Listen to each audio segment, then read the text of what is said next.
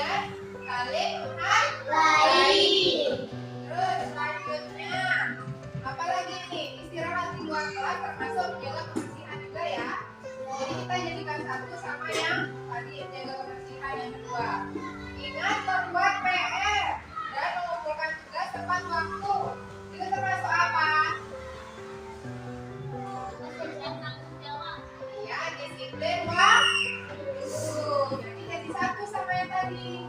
Disiplin waktu untuk datang ke sekolah dan disiplin untuk mengumpulkan tugas.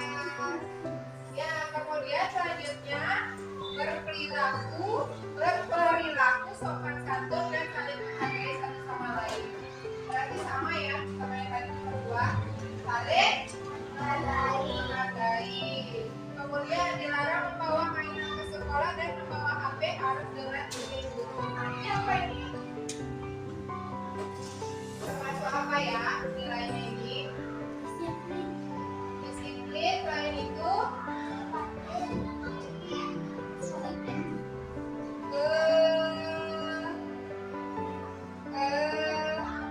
ketaatan, kata Latif. Iya, ketaatan itu sama dengan ketertiban. Jadi kan kita taat supaya pembelajarannya di kelas menjadi tertib. Jadi ketertiban dijaga, ketertiban bersama. Sudah paham? Sudah. Ada berapa keyakinan kelasnya tadi? Satu. Disiplin. Disiplin. Boleh ya, apa namanya? Semua siswa berarti disiplin. Itu yang menjaga kedisiplinan. Baik itu disiplin waktu dalam datang ke sekolah maupun membuat tugas atau PR. Yang kedua, disiplin apa? Kebersihan. Ya, kebersihan. Yang tiga tugasnya. Terus kalau istirahat makan di mana? Wow. Di luar. Hebat. Yang ketiga. Menghargai. Iya, menghargai sesama. Contohnya apa menghargai sesama? Saling mendengarkan. Betul, Willy saling mendengarkan. Terus ingat sama lima. Coba guru mau dengar anak-anak nyanyi 5S dulu. Siapa yang bisa mimpin? Ya, ayo serius.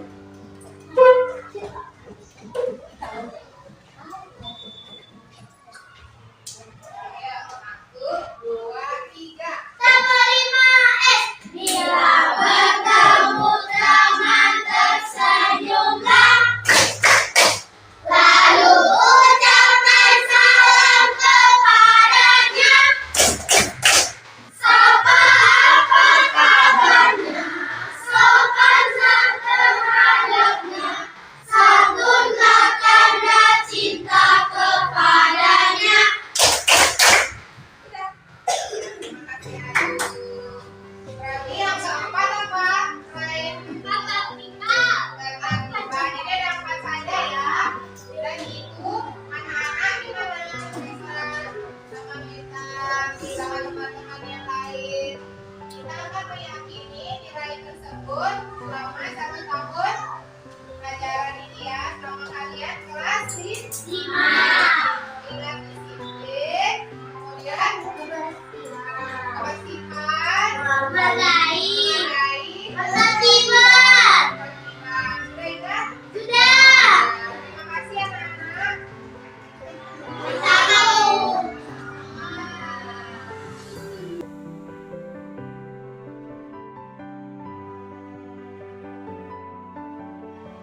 Halo teman-teman, perkenalkan nama saya Nika Desudanti Chandra Dewi dari kelas 5B. Guru saya Bu Eka. Saya sangat senang karena membuat keyakinan kelas bersama Bu Guru dan teman-teman. Terima kasih Bu Eka. Perkenalkan, nama saya Niputu Mega Purnama Dewi dari kelas 5B dan Bu Guru kita namanya Bu Eka. Saya sangat senang membuat keyakinan kelas bersama-sama dengan Bu Guru dan teman-teman. Keyakinan kita di kelas adalah disiplin, ketertiban, kebersihan, dan saling menghargai. Terima Perkenalkan, nama saya Iputu Bagus Basma Yudika. Saya kelas 5B. Saya diajarkan Bu Eka. Saya sangat senang karena sudah membuat keyakinan kelas bersama-sama. Sekarang saya akan berperilaku sesuai keyakinan itu. Terima kasih, Bu Guru.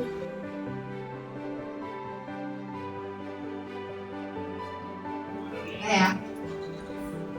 Baik, selamat siang Bapak Ibu Guru.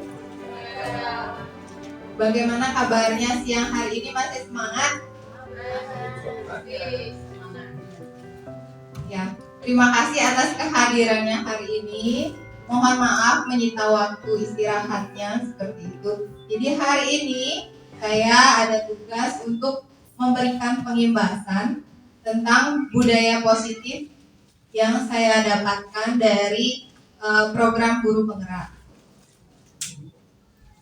Nah, adapun agenda hari ini, jadi saya akan menyebarkan atau memberikan informasi pengetahuan baru kepada Bapak Ibu Guru. Yang pertama, disiplin positif dan nilai kebajikan universal. Kemudian teori motivasi, hukuman dan penghargaan serta restitusi, keyakinan kelas, kebutuhan dasar manusia dan dunia berkualitas. Yang terakhir adalah 5 posisi kontrol dan segitiga restitusi. Tentunya budaya positif sudah pernah kita dapatkan pada saat pengimbasan dari sekolah penggerak. Apakah Bapak Ibu masih ingat yang diberikan oleh Yuli di komunitas belajar kita? Jadi hari ini saya hanya memberikan penyegaran sedikit sehingga budaya positif ini bisa kembali Bapak Ibu Guru ingat dan terapkan di kelas masing-masing. Nah, sebelum kita mulai, kita ice breaking dulu sedikit. Jadi boleh Bapak Ibu Guru berdiri, ya, berdiri semuanya. Boleh mencari posisi yang nyaman.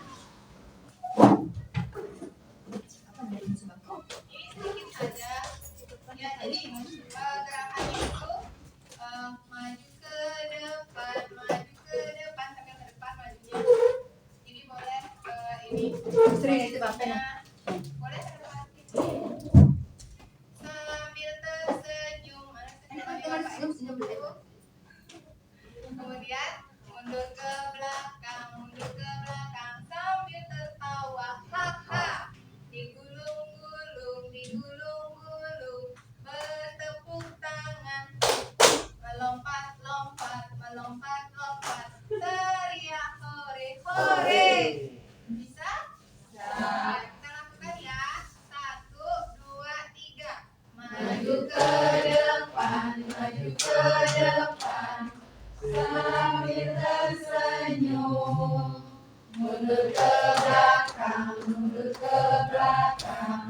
sambil tertawa, haha. Digulung-gulung, bertepuk tangan, melompat,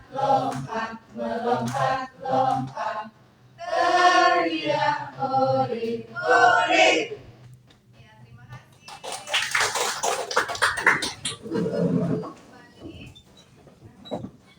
Itu sedikit ice breaking supaya kita lebih bersemangat ya. Nah, yang pertama adalah disiplin positif dan nilai kebajikan universal. Nah, ini ada games. Saya butuh 2 orang. Siapa yang mau, bisa perempuan dan laki-laki. Boleh deh Pak Agus. Ini ada permainan, tidak terlalu serius. Boleh ke depan Pak Agus. Sama siapa ya yang perempuan? Siapa ya? Kok Lode? Ya, ada kegiatan atau permainan cobalah buka. Apanya yang dibuka ya? Ya, jadi ada gambar, kepalan tangan. Jadi pertama, Bu Lode berpikir bahwa yang Bu Lode genggam itu adalah sesuatu yang sangat berharga. Kemudian Pak Agus dengan segala cara berusaha untuk membuka kepalan tangannya ini. Boleh dengan membujuk, menghardik, mengintimidasi, memarahi, menggoda, bahkan menawarkan Mbok Lode uang. Coba ya, 1 menit atau 2 menit. Ya, boleh 1, boleh 2.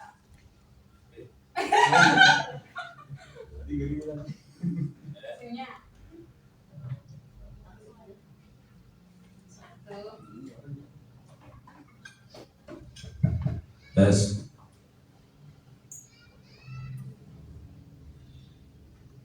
Boleh membujuk dulu misalkan. Oke, paling alam. Bukakan. Aku buka kok nih. Boleh boleh tidak kalau saya mau meminta apa yang ada di dalam genggaman Mbok Lode. Ya mau. Kan itu cara membujuk yang pertama. Terus kalau memarahi gimana? Boleh deh. Bukakan.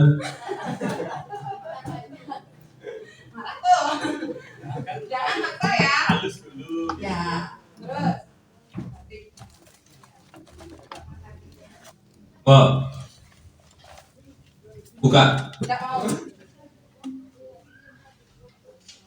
Pokoknya segala cara gimana Pak Agus kalau merayu istrinya gitu. Coba gimana? Masalahnya dia bukan istrinya. Ya. Nah, kalau saya kasih uang, Mau nggak kalau saya kasih yang mau? apa? Uang. Ya, bayang mau. Berapa beraninya? Berapa beraninya katanya Pak Agus? 2 digit lah. Kurang banyak. Dengan hal yang berharga ini kayaknya kurang banyak. Nah, dari segala caranya Pak Agus, ternyata Mbok Lode tetap tidak tertarik untuk membuka kepalan tangannya ya. Sekarang saya tanya dulu, kepalan tangan dari Mbok Lode itu isinya apa sih di dalamnya? Sesuatu yang berharga itu? Apa ya? Satu kata. Aku tidak mungkin. Antam kayaknya. Ya, terima kasih atas kolaborasinya. Tepuk tangan dulu untuk Pak Agus dan Mbok Lode. Jadi inti dari permainan ini adalah, nah ini ada pertanyaan dulu. Apakah Anda atau B membuka kepalan tangan? Jadi apakah Mbok Lode tadi dengan segala caranya Pak Agus, Mbok Lode mau membuka tangan? Tidak. Nah seperti itu ya. Jadi sesungguhnya siapa sih yang memegang kendali atau kontrol untuk membuka atau menutup kepalan tangan kita? Diri sendiri. Jadi sebenarnya kita yang bisa mengontrol diri kita sendiri. Seperti itulah yang terjadi sebenarnya dalam diri murid kita. Ya, jadi bagaimana kita sebagai guru berusaha untuk mengontrol murid, tetapi apabila tidak ada kemauan dari dalam diri sendiri untuk berubah, murid itu tidak akan berlaku sesuai dengan nilai-nilai kebajikan yang ada di lingkungannya, seperti itu. Jadi di sini disiplin positif itu sebenarnya disiplin diri untuk membuat seseorang menggali potensinya menuju ke sebuah tujuan mulia, sesuatu yang dihargai dan bermakna.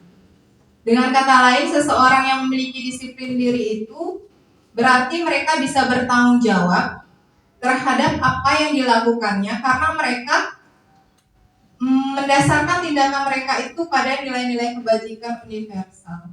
Jadi tujuan dari disiplin positif yang kita ciptakan di sekolah itu sebenarnya menanamkan motivasi ketiga pada murid-murid kita untuk menjadi orang yang mereka inginkan dan menghargai diri sendiri dengan nilai-nilai yang mereka percaya. Nah, berdasarkan yang dikemukakan oleh Ki Hajar Dewantara maupun Diana Gosen, di mana kedua pakar pendidikan mengartikan disiplin sebagai bentuk kontrol diri, yaitu belajar untuk mengontrol diri sendiri sehingga mencapai tujuan mulia. Nah, berdasarkan kurikulum Merdeka, karakter yang diharapkan ada pada peserta didik adalah sesuai dengan profil belajar Pancasila, yaitu beriman dan bertakwa kepada Tuhan Yang Maha Esa dan berakhlak mulia, berkebinekaan global, bergotong royong, kreatif, bernalar kritis, dan mandiri. Selanjutnya adalah teori motivasi, hukuman, penghargaan, dan restitusi. Jadi ada 3 motivasi perilaku manusia. Yang pertama, untuk menghindari hukuman atau ketidaknyamanan, untuk mendapatkan imbalan atau penghargaan dari orang lain. Dan yang ketiga adalah untuk menjadi orang yang mereka inginkan dan menghargai diri sendiri dengan nilai yang sudah mereka percaya. Contohnya, coba sekarang kita berdiskusi. Nah, misalkan kita sebagai guru saat hadir mengajari kelas tepat waktu, kira-kira motivasi apa yang mendasari tindakan Bapak atau Ibu guru? Jadi apakah Bapak Ibu itu datang tepat waktu karena tidak ingin ditegur atasan, atau ingin mendapatkan pujian sebagai guru berprestasi, atau karena Bapak Ibu guru ingin menjadi orang yang menghargai waktu, menghargai diri sendiri, dan menjadi teladan bagi murid-muridnya. Nah, dari ketiga motivasi tersebut pasti ada guru, Bapak Ibu guru yang memang memiliki motivasi dari ketiga tersebut. Coba saya ingin 1 atau 2 orang berpendapat mengenai motivasinya datang ke sekolah tepat waktu. Sekarang dalam posisi yang mana? Motivasi pertama, kedua, atau ketiga? Siapa yang mau menjawab?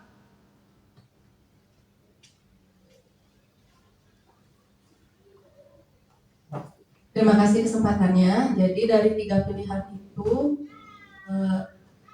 alasan yang menjadikan saya, yang memotivasi saya untuk hadir di kelas tepat waktu itu sebenarnya ada 2. Yang pertama itu karena tidak ingin ditegur, dan yang kedua itu menjadi contoh dari murid-murid. Kalau dari guru yang lain, dari Ria, motivasi yang mana, Ria? Yang pertama karena tidak ingin ditegur oleh atasan. Terus sama menghargai waktu. Ya, betul sekali ya. Jadi yang mendasari kita sebagai manusia berperilaku itu tentunya ada motivasi-motivasi yang berbeda. Contohnya dari Bu Guru Yuli, tadi karena ingin menjadi teladan bagi muridnya. Kemudian dari Bu Guru Ria, supaya tidak ditegur oleh atasan dan ingin menghargai waktu, seperti itu ya. Kemudian sekarang kita akan membedakan antara hukuman dan konsekuensi. Nah, coba kita lihat beberapa tindakan guru yang ada di layar. Yang pertama, Bapak Ibu menebaknya ya. Tindakan guru mencatat 100 kali di dalam buku kalimat "Saya tidak akan terlambat karena terlambat ke sekolah". Ya, kira-kira hukuman atau konsekuensi? Ya, betul ya, hukuman. Yang kedua, lari mengelilingi lapangan basket 2 kali karena terlambat hadir di sekolah. Ya, hukuman. Terus yang selanjutnya, membersihkan coretan yang dibuatnya di meja tulis. Ya, betul sekali. Kemudian murid diminta push up 15 kali karena tidak menggunakan masker. Ya. Menggantikan kertas tugas teman yang telah dicoret-coret. Berjemur di lapangan basket pukul 12 siang karena mengobrol dengan teman. Iya, hukuman. Murid diminta bertelanjang kaki sepanjang hari karena tidak menggunakan sepatu warna hitam. Hukuman ya. Berdiri di depan kelas sambil mengangkat kaki satu karena tidak bisa menjawab pertanyaan. Membersihkan tumpahan air di meja tulis karena tersenggol pada saat belajar.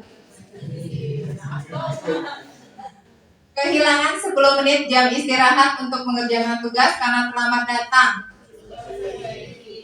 Ya, duduk di bangku di pinggir lapangan pada jam istirahat, tidak diizinkan bermain oleh guru piket karena mencederai teman. Konsekuensi, terlambat hadir di pembelajaran dari 15 menit, kemudian diminta untuk tinggal 15 menit sesudah kelas untuk membahas ketertinggalan pelajaran. Lari mengelilingi lapangan basket 2 kali karena terlambat 10 menit pelajaran PJOK.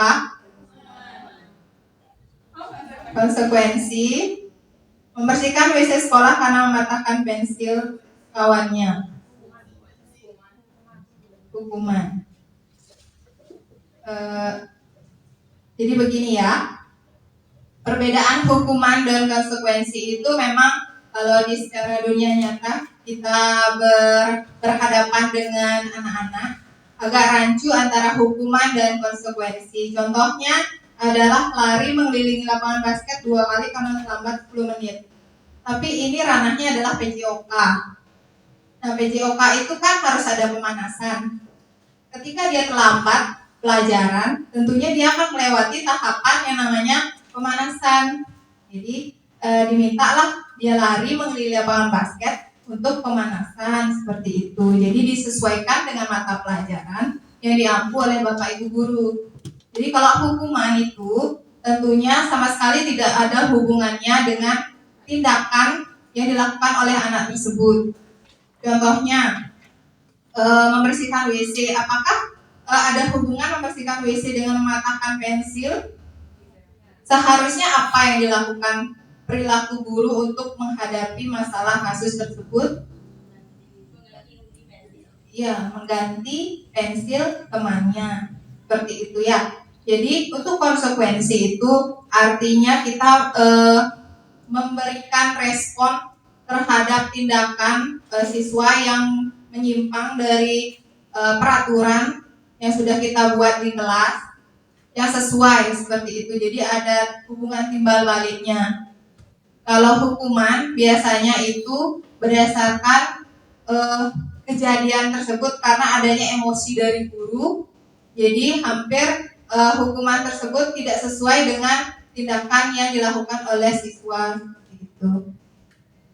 Nah, ternyata selain hukuman dan konsekuensi, menurut Horn, jadi beliau penemu juga tahun 1993 menjelaskan bahwa penghargaan itu bisa jadi bentuk lain dari hukuman. Jadi ketika ini judulnya adalah punish by reward, dihukum oleh penghargaan. Jadi sebenarnya penghargaan itu efektif hanya untuk jangka pendek, bukan untuk jangka panjang. Misalkan seperti ini, anak-anak rajin belajar, tapi karena dia ingin mendapatkan hadiah atas prestasinya, itu jangka pendek, bukan jangka panjang. Kalau jangka panjangnya itu kan harusnya belajar itu berdasarkan motivasi dari dalam dirinya, seperti itu. Kemudian penghargaan itu cenderung menyimpulkan persaingan. Jadi bisa saja nih murid kelas 5 misalnya, yang dapat ranking 1 sama 2 bersaing supaya nanti naik ke kelas 6, yang ranking 2 ini pengen jadi ranking 1, seperti itu. Jadi menimbulkan persaingan dari dalam diri murid tersebut. Jadi menghukum bagi yang tidak mendapatkannya. Jadi ada perasaan rendah diri di dalam murid apabila targetnya dia ini kan mau prestasinya ranking 1. Nah, jadi ketika dia tidak mendapatkan targetnya, misalkan ranking 1 tersebut, jadi rendah dirilah dia. Seperti itu ya. Jadi ada saat-saat di mana penghargaan itu bisa membuat kita diri siswa itu menjadi terasa kurang baik ya di dalam diri siswa ya. Yang kemudian penghargaan bisa mematikan kreativitas dan menurunkan ketepatan. Kemudian kecewa ya, dia kecewa bila tidak mendapatkannya. Selanjutnya adalah keyakinan kelas. Nah, di sini ada sebuah diagram. Jadi yang intinya sekali itu adalah peraturan kelas. Setelah peraturan kelas itu dikembangkan menjadi keyakinan kelas dan dilaksanakan bersama-sama, kemudian jadilah lingkungan positif yang menjadi pembudaya di sekolah. Nah, jadi selanjutnya adalah tentang nilai kebajikan. Nilai kebajikan itu nilai-nilai kebaikan yang ada atau yang kita percaya bersama ada di dalam masyarakat. Seperti itu ya. Coba contohnya adalah peraturan yang pertama, dilarang membuang sampah sembarangan. Sebenarnya itu nilai kebajikan yang dituju dari peraturan tersebut apa ya? Dilarang membuang sampah sembarangan. Selain disiplin, kebersihan. Betul ya Pak Andi? Jadi nilai kebajikannya itu adalah kebersihan sebenarnya. Dilarang membuang sampah sembarangan. Kenapa dilarang membuang sembarangan sampahnya? Untuk menjaga kebersihan. Jadi nilai kebajikannya itu kebersihan. Kemudian dilarang merokok. Nilai kebajikannya? Ya betul, kesehatan. Kemudian kembalikan buku yang telah dibaca ke tempat semula. Ya, disiplin, tertib atau tanggung jawab. Kemudian hadir di kelas 10 menit sebelum pembelajaran dimulai. Disiplin waktu ya. Kemudian matikan komputer setelah digunakan. Ya, tanggung jawab. Wajib menggunakan masker. Kesehatan. Dilarang berlari di koridor. Keselamatan. Atau ketertiban ya, karena kan kalau misalkan anak-anak berlari itu akan mengganggu aktivitas pembelajaran di kelas. Seperti itu.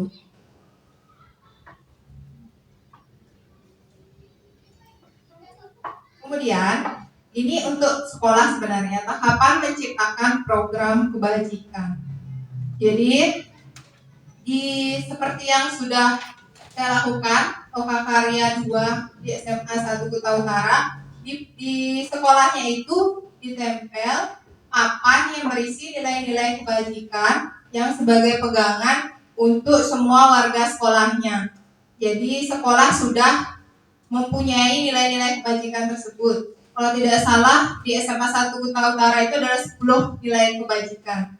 Kalau di sekolah kita karena kebetulan ini Bu Kepala Sekolah berhalangan hadir, saya akan mengecek kembali apakah sekolah kita sudah menyusun nilai-nilai kebajikan yang kita pakai atau kita percaya bersama, seperti itu ya, disepakati bersama.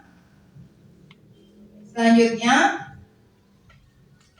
nah ini ada beberapa contoh pengakuan atau apresiasi yang bisa kita berikan kepada murid ketika mereka melakukan sebuah kebaikan. Nah, kata pembukanya seperti ini. Kemarin saya perhatikan, kemudian dilanjutkan dengan nilai kebajikannya. Rasa empatimu besar sekali. Situasinya pada saat menolong murid baru di kelas kita. Jadi semakin lama kita memberikan penghargaan dengan mensisipi nilai kebajikan, mereka akan makin paham bahwa mereka melakukan hal tersebut adalah untuk berperilaku sesuai dengan nilai-nilai yang ada atau disepakati di sekolah. Seperti itu. Nah, ini selanjutnya kita sebagai guru lebih berfokus pada pembentukan keyakinan kelas. Seperti yang sudah tahun lalu dari sekolah penggerak, itu kita sudah membuat kesepakatan kelas ya Bu Guru Yuli ya. Ya. Boleh saya minta contoh dari beberapa kelas ya. Ada yang sudah nge-print? Dah. Boleh Bu Guru Yuli ke depan sama ini deh saya. Ini kesepakatan kelas 6A. Boleh bantu Bu Guru Ria?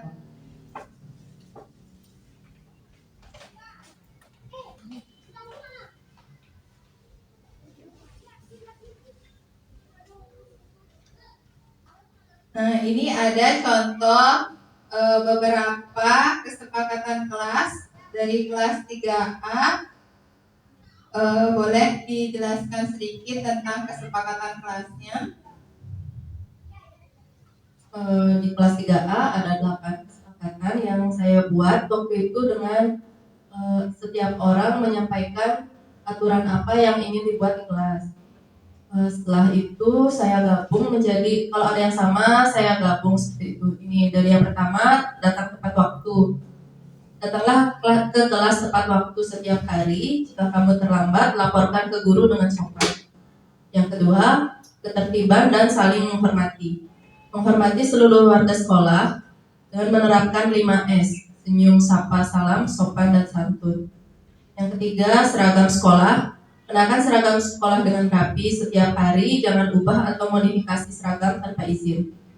Yang keempat, disiplin dalam pembelajaran. Diam saat guru sedang mengajar. Ajukan pertanyaan dengan sopan jika tidak paham. Mengikuti pembelajaran dengan tertib. Yang kelima, peralatan sekolah. Pastikan membawa semua perlengkapan yang diperlukan. Pinjam dengan izin jika perlu menggunakan peralatan teman. Yang keenam, partisipasi dan kerjasama. Ikuti semua kegiatan kelas dengan antusias, bekerja sama dalam kelompok dengan baik. Yang ketujuh, ada kebersihan dan kerapian. Jaga kebersihan kelas dan meja masing-masing. Buang sampah pada tempatnya. Laksanakan tugas piket dengan benar dan makan dilakukan saat jam istirahat. Yang kedelapan, tugas dan PR. Selesaikan tugas tepat waktu, bertanggung jawab atas PR yang diberikan.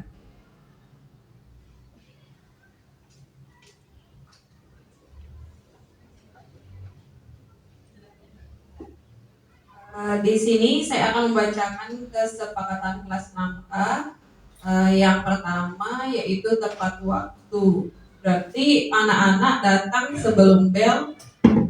Yang kedua, berkata yang baik dan sopan. Nah, ini di sini mungkin dari tata kramanya ya, tidak berkata kasar, tidak membuli teman dengan verbal. Yang ketiga, memakai seragam lengkap dan rapi. Ini juga dilihat mungkin sesuai hari. Ya, keempat, menjaga ketertiban saat pelajaran. Dan ini menjaga kekondusifan kelas ketika belajar, tidak ribut. Yang kelima, membawa buku peralatan sekolah lengkap. Keenam, menghormati guru dan menyayangi teman. Nomor 7, menjaga kebersihan dan kerapian kelas. Yang terakhir, nomor 8, mengerjakan tugas dengan baik. Terima kasih Bu Ria dan Bu Guru Yuli. Boleh kembali ke tempat, boleh tepuk tangan untuk kedua ibu guru yang hebat ini ya. Saya lihat di sini kedua kesepakatan kelasnya sudah bagus. Jadi sudah dibuat bersama dengan semua warga sekolah. Jadi semua anak-anak sudah berkontribusi. Namun yang saya dapatkan dari guru penggerak di sini adalah ada perbedaan antara kesepakatan dan keyakinan kelas. Jadi kesepakatan itu, jadi perbedaannya kesepakatan itu lebih rinci dan detail. Kemudian masih tersusun dari perilaku yang konkret dan lebih mirip pada peraturan. Kemudian untuk keyakinan kelas itu bersifat lebih abstrak dan memuat nilai-nilai kebajikan yang diyakini secara universal dan lepas dari latar belakang suku, ras, dan agama. Jadi kita lihat di sini dulu ya yang pertama ya. Contohnya di sini kan datang tepat waktu. Datang tepat waktu itu nilai kebajikan yang kita tuju apa ya kira-kira? Disiplin. Kemudian di nomor 4 ini ada disiplin dalam pembelajaran. Mohon maaf sebelumnya saya tidak menyalahkan, tetapi ada baiknya kita lakukan pembaruan dari waktu ke waktu sesuai dengan pengetahuan yang kita dapatkan seperti itu. Jadi saya di sini ingin memberikan pengimbasan supaya kita semua melakukan hal-hal kebaikan berdasarkan apa yang sudah saya dapatkan seperti itu ya. Jadi pertama, karena memang ini kelas rendah, jadi tidak apa-apa. Seperti contohnya saya kan di awal itu selain nilai kebajikan di bawahnya masih ada penjelasan tentang peraturan yang dituju. Jadi sebenarnya untuk keyakinan kelas tidak harus banyak, tetapi diingat oleh semua siswa. Ya, contohnya seperti ini, datang tepat waktu termasuk disiplin. Disiplin dalam pembelajaran termasuk disiplin juga. Jadi kita bisa jadikan satu disiplin seperti itu atau kedisiplinan seperti itu. Jadi kedisiplinan itu mencakup disiplin waktu dan pada saat pembelajaran. Ya, untuk keyakinan kelas. Jadi saya mendapatkan bahwa kesepakatan berbeda dengan keyakinan kelas, katanya seperti itu. Jadi kalau keyakinan kelas tersurat atau tersiratlah nilai-nilai kebajikan yang akan dipatuhi atau dilakukan oleh siswa tersebut selama tahun ajaran bersama Bapak Ibu guru, dan mereka hafal semuanya karena sudah menyusunnya bersama-sama. Ya, seperti itu contohnya ya. Ini bisa dijadikan satu supaya anak-anak tidak terlalu banyak ingatnya. Jadi disiplin, datang tepat waktu sekolah, dan ini mengajukan pertanyaan. Misalkan dia kan disiplin, jadi bagaimana Bu Guru Yuli mengolahnya nanti seperti itu. Kemudian seragam sekolah, apa nilai kebajikan dari seragam sekolah ini? Disiplin juga, atau mungkin lebih ke ketertiban. Kan karena anak-anak memakai seragam semua supaya tertib, boleh. Jadi nilai kebajikannya itu kita cantumkan ketertiban. Kemudian untuk peralatan sekolah, pastikan membawa semua perlengkapan. Ini kan termasuk ke disiplin juga. Contoh ya. Nah, ini ada contoh dari salah satu teman pada saat lokakarya. Jadi kedisiplinan itu mencakup datang ke sekolah tepat waktu, kemudian sopan di dalam kelas, meminta izin, memakai seragam yang sesuai hari, merapikan buku setelah belajar, mengerjakan tugas tepat waktu, dan tugas piket. Jadi semua termasuk ke kedisiplinan kalau berdasarkan kelompok tersebut seperti itu. Jadi nanti ketika kita membuat keyakinan kelas, jadi kita mulai dari nilai-nilai kebajikan yang akan dituju atau disepakati akan dilaksanakan bersama seperti itu. Contoh ya yang kedua, ini ada 10 keyakinan kelas. Jadi disiplin waktu. Nah ini untuk kelas tinggi ya.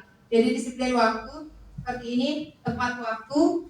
Entah itu tepat waktu untuk mengumpulkan tugas atau tepat waktu datang sekolah. Jadi jangkauannya luas. Jadi memang seperti itu, keyakinan kelas bersifat lebih abstrak dan daripada peraturan yang lebih rinci dan lebih konkret seperti itu ya. Jadi keyakinan kelas itu berupa pernyataan-pernyataan universal. Jadi bisa juga ditinjau kembali dari waktu ke waktu, bisa dirubah seperti itu ya. Memakai seragam lengkap dan rapi. Nah ini termasuk ketertiban sebenarnya. Jadi bisa digabungkan dengan yang nomor 4, menjaga ketertiban seperti itu. Jadi cukup misalkan menjaga ketertiban selama di kelas. Bisa nanti dilaksanakan dengan menggunakan seragam yang lengkap, atau misalkan saling mendengarkan atau mengangkat tangan saat pelajaran ketika mau berbicara, itu boleh. Jadi lebih universal sifatnya kalau keyakinan kelas.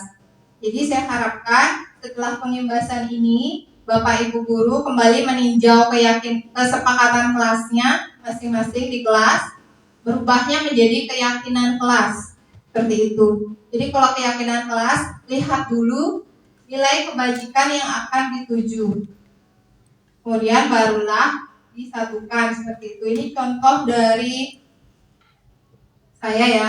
Sebelumnya kesepakatan kelas yang saya buat itu lebih ke peraturan yang disepakati bersama, yang diikuti oleh anak-anak seperti itu. Tetapi setelah mendapatkan pembelajaran dari program pendidikan guru penggerak, ini saya mulai menata satu persatu kesepakatan kelas yang sudah disepakati bersama.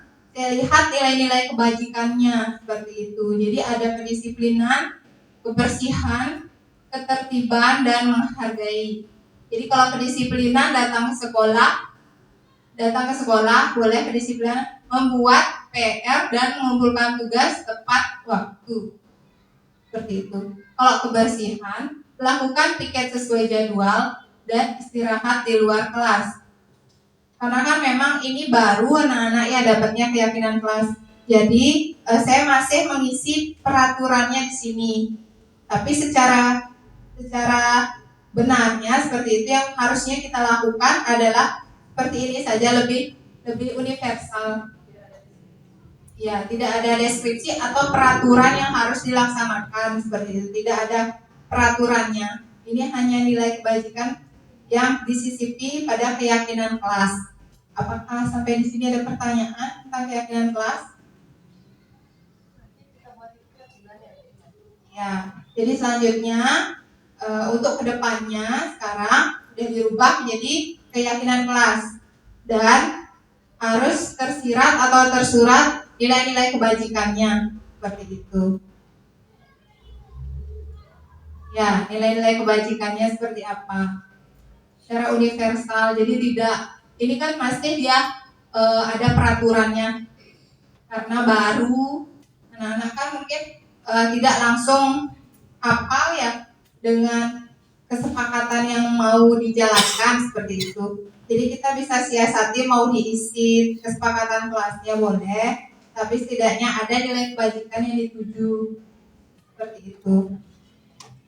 Dan baiknya sekali adalah kita di sekolah seharusnya menyusun nilai-nilai kebajikan. Jadi guru akan berpatokan pada nilai kebajikan itu seperti itu. Jadi nanti saya akan informasikan kepada Bu Kepala Sekolah. Selanjutnya adalah kebutuhan dasar manusia dan dunia berkualitas. Jadi ada 5 kebutuhan dasar manusia. Yang pertama bertahan hidup, penguasaan, kasih sayang, kesenangan, dan kebebasan. Nah, coba di sini ya kita lihat ceritanya Dimas. Dimas genap berusia 17 tahun, kemudian ayahnya mulai mengajarkannya cara menyetir mobil. Setiap akhir pekan ia berlatih menyetir, ia sangat senang sekali sehingga ia bisa menyetir mobil dengan lancar. Ketika ibunya bertanya pada Dimas, apa yang membuat dia ingin bisa menyetir mobil? Nah, jawaban Dimas ada beberapa. Kira-kira jika jawaban Dimas itu, aku merasa bangga dan keren. Kebutuhan dasar manusia yang mana yang dia sudah penuhi? Dari kelima itu, aku merasa bangga dan keren. Tadi ada bertahan hidup, penguasaan, kasih sayang, kebebasan, dan kesenangan.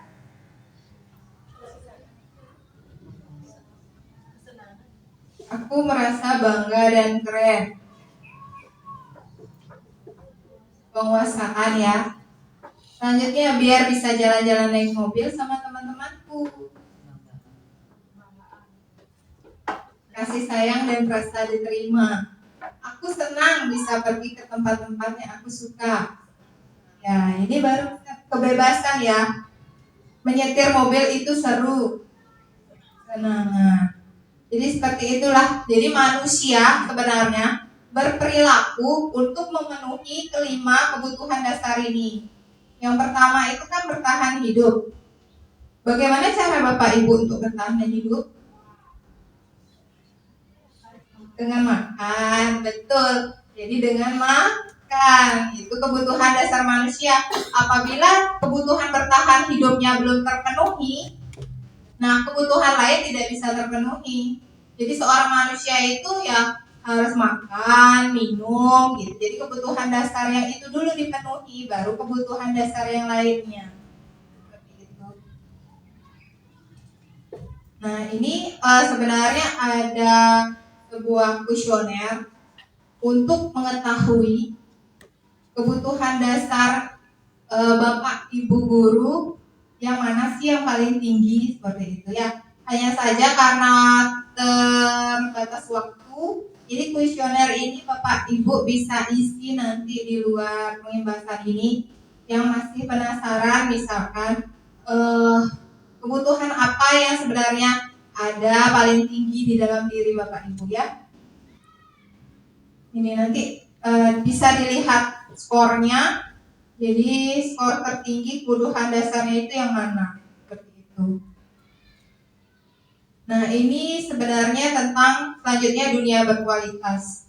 Contohnya dalam sebuah lingkaran. Nah, dunia berkualitas itu sebenarnya tempat khusus dalam pikiran seseorang yang menyimpan gambaran-gambaran hal yang diinginkan atau hal-hal terbaik yang membuat seseorang merasa bahagia dan terpenuhi kebutuhan dasarnya. Nah, sekarang saya tanya sama Bu Lode deh. Apakah menurut Bu Lode dunia berkualitas Bu Lode sama nggak sama Eka? Berbeda. Karena kebutuhan dasar kita kan beda-beda. Contohnya, hal yang membuat Bu Lode bahagia misalkan nanti melihat perkembangan bayinya seperti itu. Jadi itulah dunia berkualitas Bu Lode. Beda sama Eka. Nanti Eka bagaimana lagi pencapaian atau karakter yang diinginkan dari dunia berkualitasnya seperti itu. Sama dengan murid kita. Jadi ini ilustrasi dunia berkualitas dari dua murid, anak A dan anak B. Tentunya mereka berbeda. Ada yang datang ke sekolah karena ingin belanja di kantin, karena di kantin enak makannya kan seperti itu. Ada yang ke sekolah karena senang ekstra sepak bola gitu. Jadi beda-beda keinginan anak-anak tersebut seperti itu. Jadi tugas kita sebagai guru adalah bagaimana menyisipi dunia berkualitas anak-anak itu biar ada kita gitu di dalamnya. Bagaimana mereka mendambakan atau memimpikan kita sebagai guru yang baik sehingga mereka tuh selalu ingat sama kita dan semangat untuk sekolah. Jadi tugas kita tuh seperti itu sebagai guru ya. Kemudian selanjutnya adalah 5 posisi kontrol dan segitiga restitusi. Nah, ini ada posisi kontrol guru. Jadi yang pertama, penghukum. Jadi biasanya guru ini menggunakan hukuman fisik, verbal, dan mengancam. Itu udah guru zaman dulu ya biasanya ya. Jadi bertindak sebagai penghukum. Yang kedua, membuat rasa bersalah. Menggunakan bahasa yang lembut, namun dapat membuat orang lain merasa tidak nyaman, bersalah, atau rendah diri.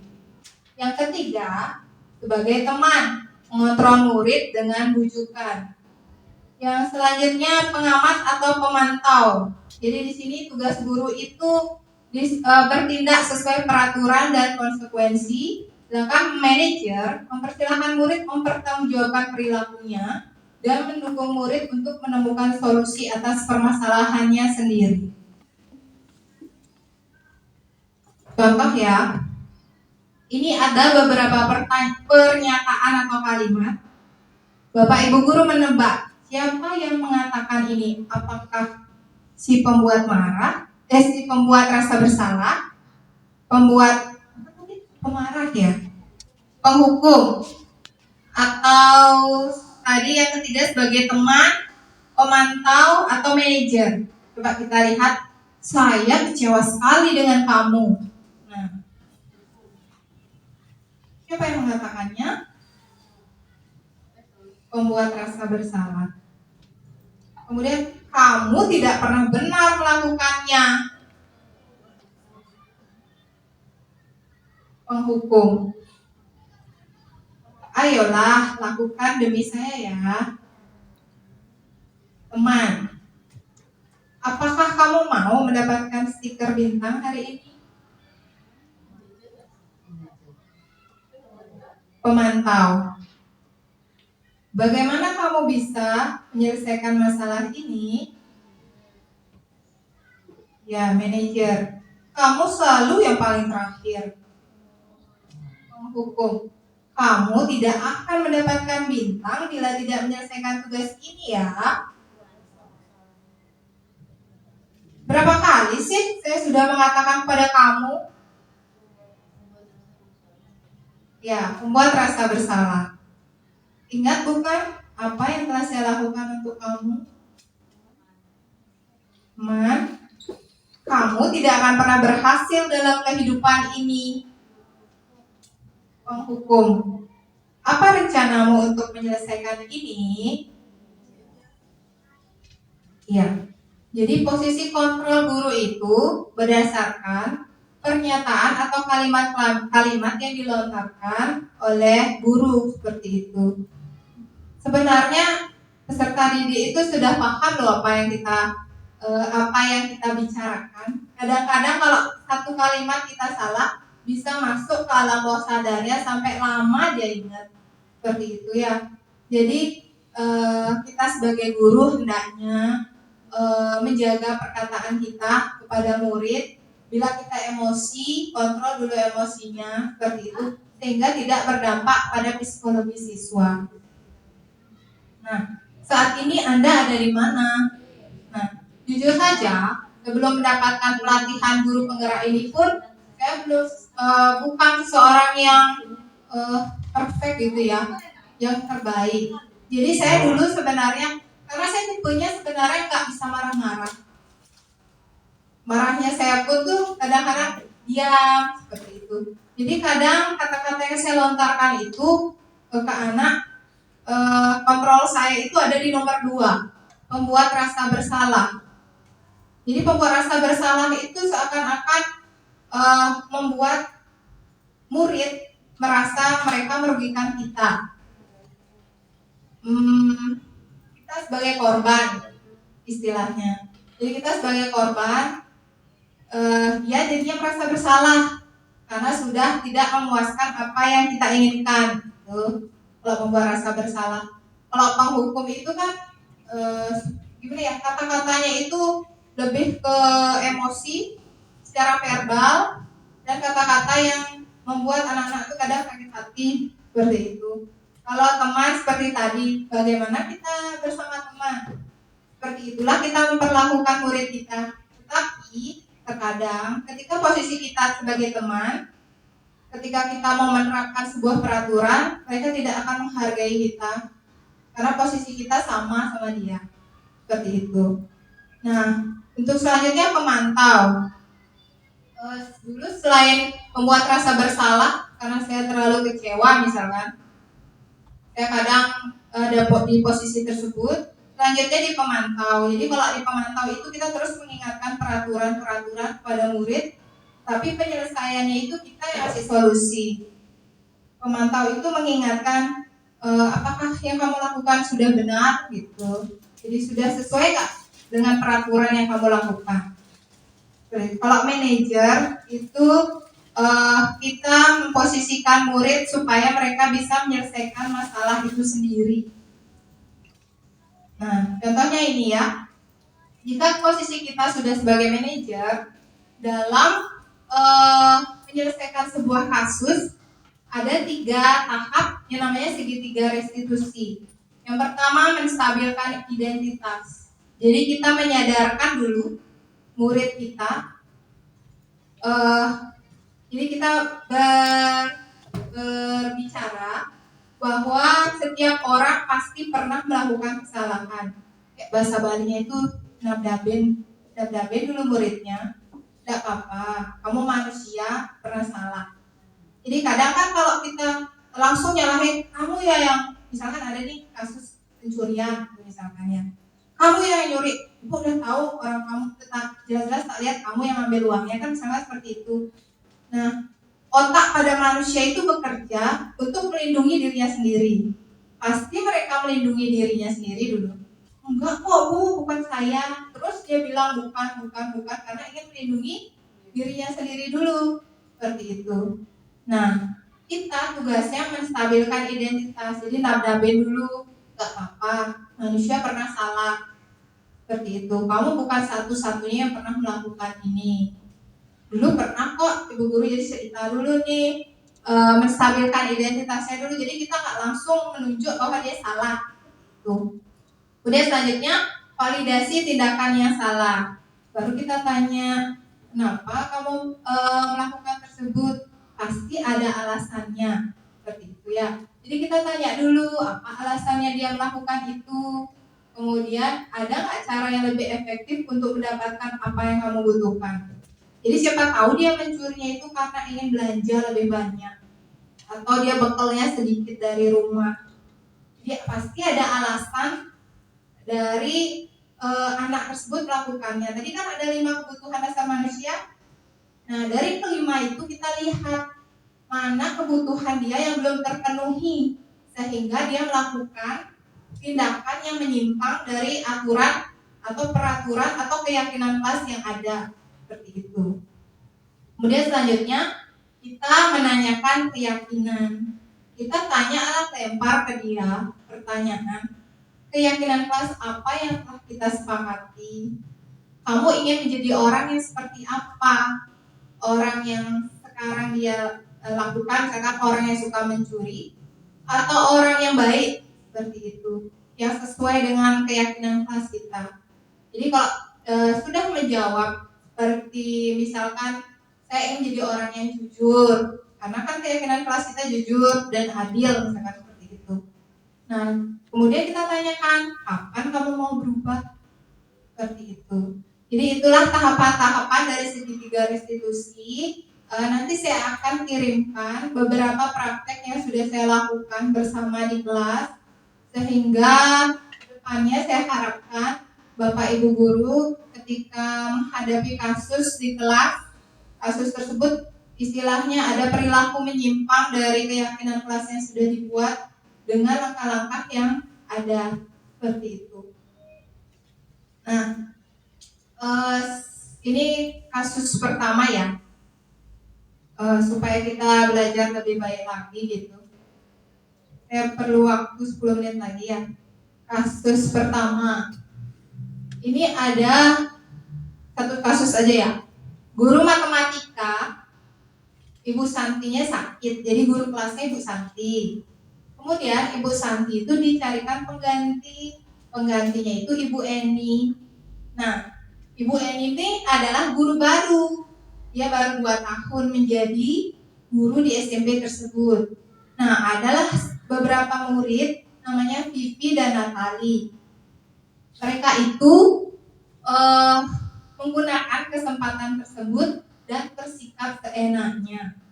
Jadi Vivi dan Natali itu tidak mengerjakan tugas. Jadi dia tetap berfokus ngobrol, kemudian bercanda, tertawa. Kemudian Bu Eni bicara seperti ini, ayolah tugasnya dikerjakan, nanti Ibu ditegur Bapak Kepala Sekolah kalau kalian tidak kerjakan tugas, tolong bantu Ibu ya. Ternyata Vivi dan Natali itu malah tertawa. Ah Ibu, santai saja Bu, itu katanya. Mereka tetap tidak mengerjakan tugas, terus saling mengobrol. Nah, kemudian Ibu Santi sebagai guru kelasnya menerima laporan tersebut dari Ibu Eni. Nah, kemudian Ibu Santi menanyakan, apakah mereka bersedia melakukan perbaikan dari permasalahan yang ada? Awalnya mereka ragu dan membela diri, jadi tidak mengakui kesalahannya. Namun pada akhirnya mereka mengatakan minta maaf. Kemudian Bu Santi bertanya lagi, apa yang mereka bisa lakukan untuk menggantikan rasa tidak dihormati Ibu Santi? Kemudian Vivi dan Natali mengakui bahwa perilaku mereka tidak sesuai dengan keyakinan kelas. Ibu Santi bertanya lagi, apa yang mereka lakukan untuk memperbaiki masalah? Apakah ada gagasan? Jadi Natali dan Vivi mengusulkan bahwa mereka akan berdiskusi kembali bersama teman sekelasnya untuk membuat keyakinan kelas bersama, terutama tentang sikap saling menghormati dan penerapannya di kehidupan sehari-hari di sekolah. Jadi usulan kedua anak tersebut selanjutnya adalah mengirim email kepada Ibu Eni dan memberitahu kepala sekolah Pak Hasan bahwa apabila ada ketiadaan guru, Ibu Eni lah sebagai guru penggantinya. Nah, selanjutnya pertanyaannya, apakah Ibu Santi sudah melaksanakan segitiga restitusi dari kasus yang ada di kasus pertama, apakah sudah atau belum? Ibu Santinya sudah? Sudah atau belum? Sudah. Jadi ada beberapa pertanyaan yang dilontarkan Ibu Santi sampai akhirnya Vivi dan Natali menemukan solusi dari permasalahannya itu. Seperti itu. Jadi sudah dilaksanakan semuanya. Nah, menurut Anda, apakah restitusi yang diusulkan Vivi dan Natali sudah sesuai dengan pelanggaran yang telah dibuat? Jadi pelanggarannya kan dia tidak menghargai gurunya. Kemudian solusinya dari Vivi dan Natali, dia merubah lagi keyakinan kelasnya untuk sikap saling menghormati. Kemudian dia juga menginfokan kepada Pak Kepala Sekolah bahwa Bu Enilah nanti sebagai guru penggantinya. Seperti itu. Apakah sudah sesuai atau belum? Sudah. Nah, dalam kasus tersebut, posisi apa yang diambil oleh Ibu Eni? Ibu Eni itu guru pengganti. Sebagai teman. Ya, betul ya. Jadi sebagai teman. Jadi yang dikatakan Ibu Eni itu, ayolah tugasnya dikerjakan. Sebenarnya kalau kata-katanya nanti Ibu ditegur Bapak Kepala Sekolah kalau kalian tidak kerjakan tugas, ini sebenarnya membuat rasa bersalah. Tapi anaknya yang dituju tersebut tidak merasa bersalah. Jadi terakhir itu dia tolong bantu Ibu ya. Jadi itu lebih ke posisi teman. Jika Anda adalah Pak Hasan, bagaimana Anda menyikapi langkah ditempuh Ibu Santi? Sudah setuju atau mendukung dengan langkah-langkah yang ditempuh oleh Ibu Santi? Sudah sebagai kepala sekolah kita setuju apa tidak? Itu pertanyaannya. Setuju. Nah, sudah ya. Karena kasusnya ada banyak, jadi saya kasih satu kasus saja. Jadi selanjutnya kita berefleksi. Nah, sejauh mana pemahaman Anda tentang konsep-konsep inti yang dibahas pada modul ini? Adakah hal-hal menarik dan di luar dugaan? Siapa yang mau menjawab? Konsep-konsep yang tadi apa saja sudah Bapak Ibu pahami? Ada yang mau menjawab? Tadi kita membahas apa? Restitusi, keyakinan kelas, 5 kebutuhan dasar manusia, apalagi posisi kontrol. Nah, bagaimana? Terus yang terakhir segitiga restitusi. Kemudian sebelum menerapkan modul ini, posisi mana yang sering Anda gunakan? Dan setelah mempelajari modul ini, kira-kira posisi mana yang akan Bapak Ibu guru gunakan? Boleh ada yang berpendapat? Tidak satu orang. Siapa ya? Ada? Coba deh. Siapa? Bu Widya.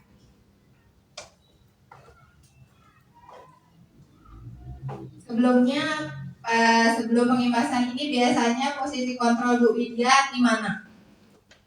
Sebagai penghukum, membuat rasa bersalah, atau sebagai teman, atau sebagai pemantau, atau sebagai manajer? Dan semuanya kan. Tapi yang paling mendominasi yang mana? Jujur aja, membuat rasa bersalah kadang. Iya. Ya, terima kasih kan sebelumnya materinya sangat bagus sekali. Jadi kita banyak dapat ilmu dari sini. Iya. Sangat menarik sekali. Saya senang juga dengan segitiga restitusi. Dulu pernah saya pelajari juga segitiga restitusi itu adalah pemulihan, pemberian hukuman dan cara pemulihan. Karena jika kita memberikan hukuman, karena itu akan semakin nakal dia. Iya. Kalau pemulihan itu atau segitiga restitusi, saya pernah dengar dulu dibilang pemulihan gitu ya. Jadi kita ubah secara pelan-pelan, mungkin menurunkan tingkat kenakalannya dulu, lama-lama baru dia bisa menjadi anak yang baik. Itu saja. Terima kasih ya Kak. Iya. Jadi kedepannya Bu Widya maunya posisi kontrolnya di mana? Sebelumnya kan pembuat rasa bersalah. Selanjutnya, iya betul. Selanjutnya kalau bisa jadi manajer. Jadi posisi yang terbaik kita sebagai guru sebenarnya posisi kontrol manajer. Ya, tidak ada sebenarnya anak yang nakal, tapi anak yang tidak atau belum terpenuhi kebutuhan dasarnya. Jadi ingat bahwa kita sebagai manusia kalau sudah melakukan penyimpangan itu ada kebutuhan dasar yang belum terpenuhi. Ya, selanjutnya. Nah, mari kita menyusun langkah dan strategi konkret untuk mewujudkan budaya positif di sekolah. Jadi setelah pengimbasan ini, saya harapkan ke depannya Bapak Ibu Guru sudah mulai mengubah atau merevisi kesepakatan kelasnya menjadi keyakinan kelas. Itu yang pertama. Jadi lihat nilai-nilai kebajikan yang akan dituju sebagai landasan mereka berperilaku sehari-hari dalam kehidupannya. Kemudian selain keyakinan kelas, saya harapkan Bapak Ibu Guru sudah mulai menyadari tentang posisi kontrol dan kebutuhan dasar manusia, sehingga ketika menghadapi murid-murid nanti, teman-teman guru sudah bisa memposisikan diri sebagai manajer dan memahami bahwa tindakan yang dilaksanakan atau dilakukan oleh murid itu hanya untuk memenuhi kebutuhan dasarnya sebagai manusia. Dan apabila ada kasus, diharapkan dapat melaksanakan segitiga restitusi. Nah, sudah. Terima kasih atas partisipasi Bapak Ibu Guru hari ini. Mohon maaf menyita waktu istirahat makan siangnya. Semoga kedepannya apa yang kita tuju bisa tercapai. Dan terima kasih. Sampai jumpa. Dah, boleh. Selamat sore, terima kasih Bu Guru Eka untuk pengimbasan hari ini. Sangat luar biasa dan sangat bermanfaat, terutama pada materi posisi kontrol sebagai seorang guru. Untuk saat ini saya masih ada pada posisi kontrol, pembuat rasa bersalah, dan penghukum. Nah, harapan saya setelah pengimbasan ini saya ingin menjadi seorang manajer dan melaksanakan segitiga restitusi. Dan untuk kesepakatan kelas, nantinya akan saya ubah menjadi keyakinan kelas yang memuat nilai-nilai kebajikan. Semangat Bu Eka untuk CGP-nya, semoga dilancarkan. Terima kasih. Terima kasih Bu Eka atas pengimbasan yang telah diberikan. Materi yang diberikan tadi membuat saya sadar posisi saya sebagai seorang guru masih pada posisi kontrol penghukum. Nah, setelah ini saya akan berusaha berubah menjadi posisi manajer dan melaksanakan segitiga restitusi di kelas. Semangat untuk Bu Eka.